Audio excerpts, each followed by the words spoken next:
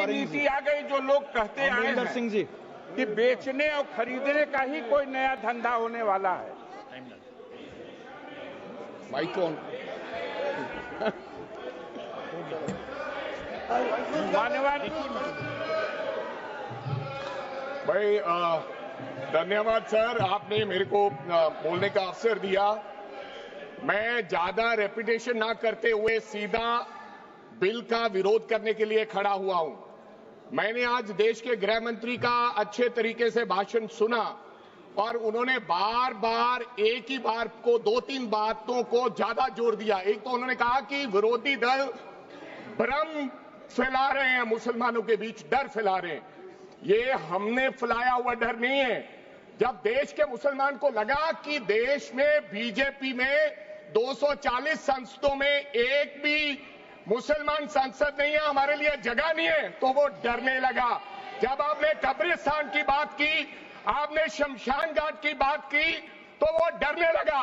जब गोधरा हुआ, जब मुजफ्फरनगर हुआ, जब दिल्ली हुआ, जब हरियाणा मेवात में दंगे हुए, तो देश का मुसलमान डरने लगा। और फिर क्या कहा गृह मंत्री साहब ने? आज गृह मंत्री साहब ने कहा कि 2013 का बिल अगर नहीं आता, यूपीए नहीं लेकर आती, तो आज इस बिल की जरूरत नहीं थी। क्यों बिल लाए? क्योंकि आपको पता चल गया कि देश का मुसलमान हमारा साथ नहीं दे रहा। हमने हथकंडे अपना लिए, हमने आरएसएस की नीति अपना ली, हमने डंडा अपना लिया, दंगे हो गए, लेकिन मुसलमान हमारे साथ आने के लिए तैयार नहीं है। फिर आपको पता चला, आपने एक और आंकड़ा दिया, आपने कहा 1913 से 2013 तक केवल 18 लाख मुसलमानों का जमीन था और 2013 से अब तक 21 लाख और हो गया, यानी कि 39 लाख टोटल जमीन हो गया। तो आपको किसी ने समझाया मुसलमान को अगर आपके बस में करना है, ये आरएसएस की नीति नहीं अपनाएगा जितनी देर आप इनकी सांस प्रणाली बंद नहीं करोगे, अगर वक्फ बोर्ड नहीं छीनोगे, अगर जमीनें नहीं छीनोगे, तब तक मुसलमान आपके सामने झुकने वाला नहीं है। जैसा आपने पंजाब में करने की कोशिश की, किसान झुका नहीं, पंजाब के लोग नहीं झुके, सिख नहीं झुके, तो आपने एमएसपी का झगड़ा आज तक डाला हुआ है कि किसान की सांस प्रणाली बंद कर दो तो पंजाब अपने आप झुक जाएगा। आर्थिक जब झुक जाएगा तो हमारी ईन मान लेगा और हमारे साथ आ जाएगा। आदरणीय सर, आपने बार बार कहा, आज गृह मंत्री साहब ने कहा गवर्नमेंट प्रॉपर्टी पर किसी का अधिकार नहीं है, पंचायत की जमीन कोई दान नहीं दे सकता है। मैं आपको इसके पीछे लोचा क्या है, इसके पीछे छुपा हुआ राज क्या है? 1947 में जब बंटवारा हुआ था, 47 से लेकर 1954 तक सारी प्रॉपर्टी गवर्नमेंट के नाम हो गई थी। उसके बाद 1954 में एक्ट बना, तो वो एक्ट में सर्वे हुआ 1961 टू 1970। सर्वे किसने किया?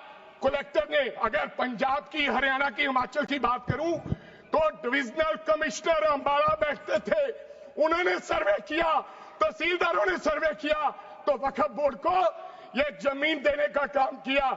अब क्या हो गया? जैसे राहुल गांधी कर्नाटक में भाषण देते हैं, गुजरात में मुकदमा दर्ज होता है, सजा हो गई। गवर्नमेंट की प्रॉपर्टी तो 1947 और 1954 में तो सारी प्रॉपर्टीज गवर्नमेंट की थी। अब एक बंदा खड़ा होगा तो वो कहेगा कि यहां पर ये गवर्नमेंट की प्रॉपर्टी है, डिस्प्यूट होगा, तो आप वक्फ बाय यूजर का अधिकार खत्म कर दोगे कि ये तो जमीन गवर्नमेंट की थी, आप उसकी जमीन छीन लोगे।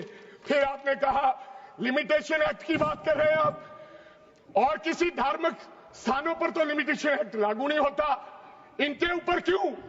आप जानबूझकर इनको अपनी लात के नीचे से दबाना चाहते हो, इनकी छाती पर चढ़ना चाहते हो, जानबूझ के मुसलमान को मारना चाहते हो, जानबूझ के इस देश में मिनॉरिटीज को खत्म करना चाहते हो। इसको एक्सपांस कर देना, जानबूझ के मारना चाहते हैं मुसलमान को, हो गया, फिर और लोगों पे होगा, और आपने कहा प्रैक्टिसिंग मुस्लिम, एक आपने और कंडीशन लगा दी लास्ट कि 5 साल प्रैक्टिस मुस्लिम होना चाहिए, वो दान दे सकता है। मैं सरदार हूं और ऐसी कई उदाहरणें हैं पंजाब के अंदर। अगर किसी मुस्लिम के पास कब्रिस्तान नहीं था तो सरदारों ने अपनी जमीन देके कब्रिस्तान बनाए। ये कौन सा अधिकार है कि मैं किसी को चीज दान देना चाहता हूं? और इसको कौन बताएगा? रिजू साहब ये बताएंगे कि ये प्रैक्टिसिंग मुस्लिम है या नहीं है? ये सरासर अन्याय है। कल को श्रोमणी गुरुद्वारा प्रबंधक कमेटी 1925 का सिखों का जो एक्ट है, आप उसमें भी संशोधन करेंगे। आपको लगता है पहले मुस्लिम मारेंगे, फिर सिख मारेंगे, फिर क्रिश्चियन मारेंगे? ये आपकी सोच है और मैं बिल का विरोध The word करता should be हूं, विरोध deleted करता from the record. This all words should be deleted from the record. Honorable Member Smita Uday Wagji. Smita